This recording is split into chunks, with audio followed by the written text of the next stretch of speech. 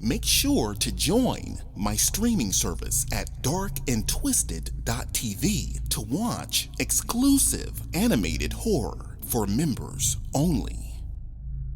Don't forget to like, comment, and subscribe as it helps support the channel.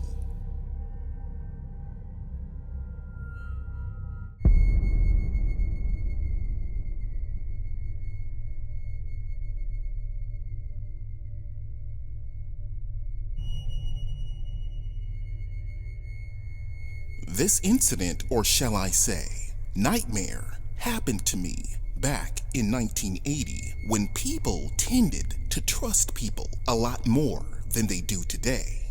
Also, people were not as crazy as they are now. Hitchhiking wasn't considered dangerous by any means. Lots of people did it back in those days without any issues. One night, my girlfriend and I were coming home from a New Year's Eve celebration when an argument broke out between us. I had been drinking heavily, so I really don't remember the nature of the argument. It was probably over something stupid as usual. I ended up telling my girlfriend to let me out of the car, which at first she refused my request. We were in the middle of nowhere in the middle of the night, and we were miles from where our home was. If anything would have happened to me, she would have never been able to forgive herself. Anyways, our argument intensified, so she stopped the car and she let me out. At first, she didn't drive away. She just sat there on the side of the road as I began walking basically toward, well, nowhere. She yelled for me to get back inside of the car, but when I refused, she sped off. After walking for at least 45 minutes and still drunk off my ass, I decided to hitch a ride. At that time of morning, there were not many people on the road, so my chances of being picked up were slim, or so I thought. Before long, I saw headlights approaching from behind, then stopped right next to me. It was a dark, beat-up truck, and it sounded loud and unstable. Due to the tinting of the windows, I couldn't see the person who was driving. At first, I just kind of stood there, but after a minute or two, the person honked their horn, signaling me to get in. After entering the car, I saw that it was a man dressed in an all-black hoodie, and still I couldn't see the man's face because he kept looking forward. Then he sped off. As my eyes shifted downward, I noticed something around both of his wrists. They were handcuffs that had been cut. Obviously, this man had just escaped from jail or prison. Then he asked me where I was going. There was no way in this world that I was going to tell him to take me home now, because if he knew where I lived, he'd have my address, of course. I had this friend who just so happened to be a cop, so I gave him his address instead. On the way there, he tried to strike up multiple conversations, and even though I was trying to act normal and relaxed, I could tell that he could tell that I was nervous. So finally, we turned down the road leading to my cop friend's house, and when he saw a cop car sitting in the driveway, he panicked, threw me out of his truck, then sped off.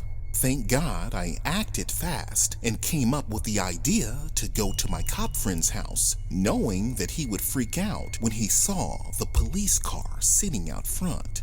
If I hadn't, no telling what could have happened to me. I might not have lived to be telling you guys this story.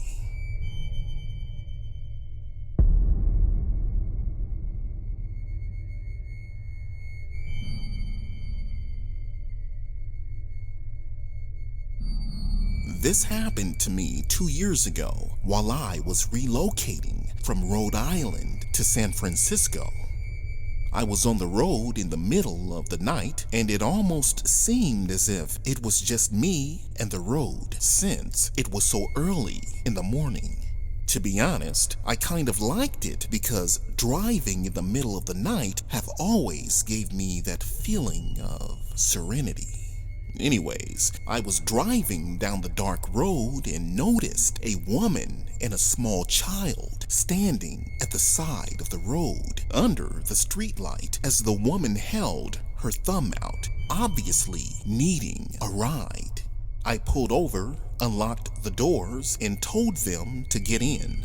The woman sat in the passenger side as the little girl got into the back. Then we were on our way. I asked the woman where they were headed, and she said, "Wherever you're going," which I thought was kind of weird. I didn't make a big deal out of it because I figured that she was just needing a ride into town, and from there she would call an Uber or something. After 10 minutes of driving, I tried to break the awkward silence by asking her about herself, but at the same time, trying not to pry. She told me that she had just left her husband because he had become abusive to her and her daughter, which was alarming to me because she looked old enough to be the little girl's grandmother instead of her mother. I mean, this woman looked to be in her late 60s or early 70s. Then I figured that maybe she just had adopted the child or something. I looked in the rearview mirror at the little girl and noticed she looked afraid and nervous. Then I told the woman that I had to stop off at the gas station ahead to get some gas. So I parked my car, then opened my car door. I asked the child if she was hungry and if she wanted me to get her some snacks or something, but she just kind of sat there, looking downward and silent. So I went inside to get the snacks and pay for the gas when I noticed an Amber Alert on the screen of the TV that was behind the counter.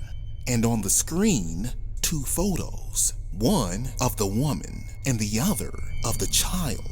Now, I know this sounds dumb, but instead of telling the attendant to call the cops, I left, got back in my car, and I planned on driving straight to the police station. But before I could drive off, there was a gun being held to the back of my head by the child.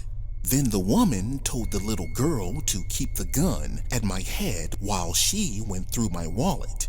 Then the woman told me to get the hell out of my car, pushing me out onto the concrete. She then sped off into the distance as I ran back inside, and I told the attendant to call the police. Hours later, the woman was arrested and the child was returned to her parents. Come to find out, the woman was the little girl's nanny and had kidnapped her. Her plan was to rob as many people as possible by hitchhiking while using the little girl as bait. Word to the wise: be careful the next time you pick up a hitchhiker, even if they have a small child.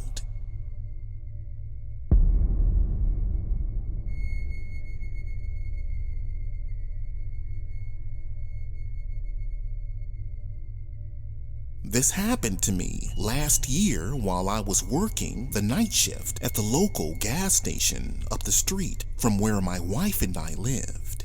At that time of night, you basically have to drink cup after cup of coffee to stay awake due to the boredom that comes with the job. Around 2:30 a.m., I received a call from my wife in panic as she was crying so much to the point that I could barely make out what she was saying. After asking her to calm down and tell me what was going on, she told me that she was calling from the inside of someone's trunk. At first, I thought that she was joking because we were known as practical jokers trying to play pranks on each other for our new YouTube channel that we had just started. So when she told me this, I just kind of laughed and told her to stop playing around. She replied with, this was not a joke, and that her car had broken down on the road when she was on her way home from work, causing her to hitchhike because she was in the middle of nowhere. She told me that the hitchhiker was a guy that she had worked with and that he had become obsessed with her.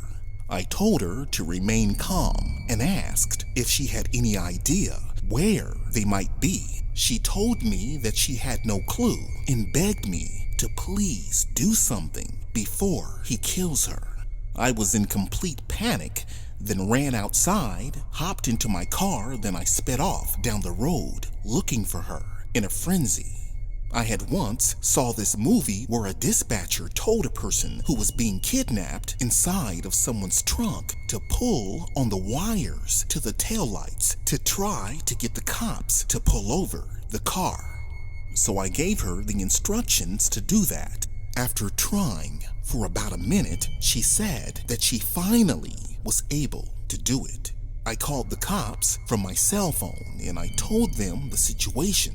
Then they told me that they were on it and that I should go home and they would be in touch. And then they said, whatever you do, don't try to be a hero and get yourself killed. Now, of course, I just wasn't going to stand by and wait for them to do something. So I took the law into my own hands. My wife had mentioned that the car was a dark gray Toyota, and that was the only description that she had had. So I kept a lookout as I continued to search. After searching frantically for about 30 minutes, lo and behold, there was a dark gray Toyota speeding down the road, skidding from lane to lane. And yes, there was one taillight that was out. I had always had a license to carry a firearm since we lived in Texas, so I removed it from the glove compartment, aimed it at the tires, and fired several shots, causing the car to spin out of control as it landed in a ditch. Then I exited my car and ran up toward the driver's window. The man had hit his head on the dashboard and was out like a light. So I grabbed his keys and got my wife out of the trunk as we embraced tightly. The police arrived minutes later and arrested the man. Till this day, my wife and I still have nightmares about it all.